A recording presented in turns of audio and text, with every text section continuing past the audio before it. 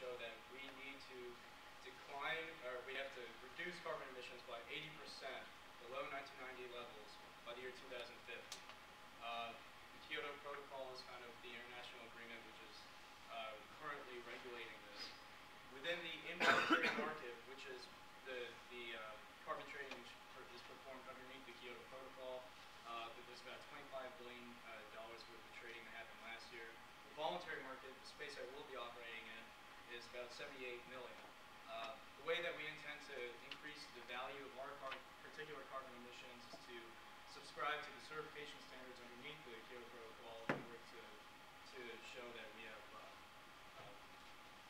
excellent carbon credits. Okay, just a quick look at how much this is all going to cost for our pilot project. As you can see, our biggest cost is enlisting the help of Engineers Without Borders. So if you did have multiple projects, that $20,000 could be basically spread among multiple projects. So technically, what you're looking at to set up a digester is going to be about $10,000, not including that. So we'll go to the revenues, what we'll be generating for the people. Our biggest revenue will be the sale of carbon credits. As Dan said, our carbon credits qualify as gold standard. So there are several classifications of carbon credits. Ours is the highest based on our system that we have set up. So as you can see, in year 5, I'll just highlight that. You can see that about 50 cows in year 5, you're generating an increase of $2,000 for 50 cows as a result of implementing our system. So if you think of a larger co-op, maybe 500 cows, you're talking $20,000, 5,000 cows, $200,000. So this, just to really emphasize that, this is just our pilot project. The capabilities of this technology in setting up this system are huge, and just imagine setting up multiple anaerobic digesters, and just the possibilities here are huge. And but the thing is, it's not just the numbers. So we'll go on to the next slide here, and it's really about changing people's lives and empowering them through giving them, basically inspiring them to be entrepreneurs. And some of the other things, the non-monetary things that we'll plan. So some of the impacts that we're going to have on the community. We're going to be implementing a renewable, inexpensive fuel. Eventually, these people are going to want to have the benefits of a fossil fuel, and this is a way that we can instill those sustainable practices that they're going to eventually get want. Also, community cohesion. This is a way to kind of develop infrastructure and a reduction in carbon emissions. Again, that kind of global. It's something that we're going to have to deal with at some point. It's going to be pervasive in every one of our lives, and this is one of the many solutions that we need to look at. Okay, and like I said, it's not just about the numbers. So this will stimulate their economy. It'll give people knowledge. It'll give people skills that they didn't have previously, and it's really just solving the world's problem, poverty, basically. The capabilities of this system are huge. No one's really gone in to address this sort of problem. We want to do that. We want to start small with our pilot project, and then we want to continue this and scale this to much larger co-ops with a lot more cows. So impacting the community, we're going to increase the revenue of the community as a whole, as well as the individuals there. And Rob said, stimulating the economy. Also, sanitation. Right now, there's, to be blunt, there's cow feces not being used. So,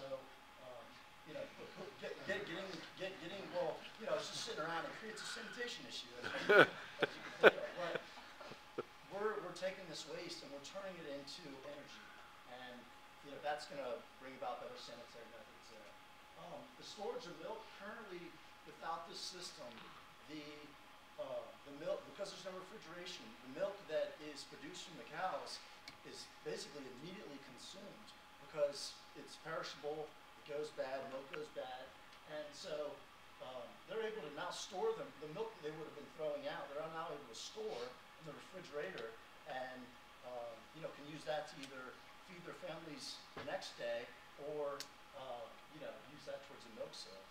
And then the fertilizer here, source and sale fertilizer, a byproduct of the anaerobic digestion system is rich fertilizer.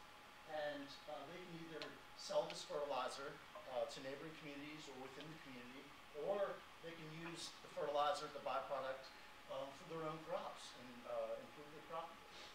And then obviously, it's going to reduce odors within the community.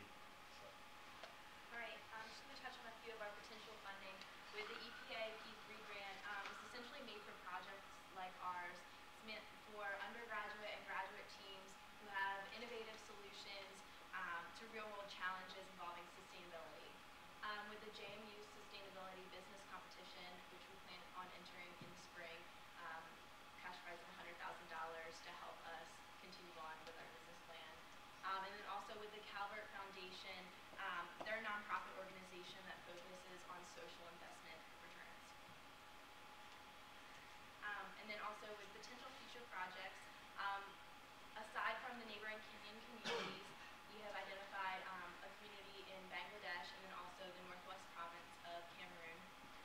In Bangladesh, they're already an established co-op, but this would be an excellent one that would become more effective with installing the anaerobic digestion, and then it would also be used to fund future projects because it's already established and highly profitable. With the northwest province, this one is underdeveloped. They have problems with storing milk, keeping milk fresh, low levels of production, and they don't have enough money to buy cattle to input into the community. So this would benefit from our anaerobic digester. And then with Heifer International, they're an international organization that focuses on inputting livestock into startup and expanding businesses. Before we get into questions and comments, I just wanted to say that my group members and myself are extremely passionate about this project where we want to change the world. And we know that this projects like this are going to have that impact, for rural developing communities. And I just want you to think, ask yourself, join us, and let's have an impact on these people, and let's change the world. So thank you for your time.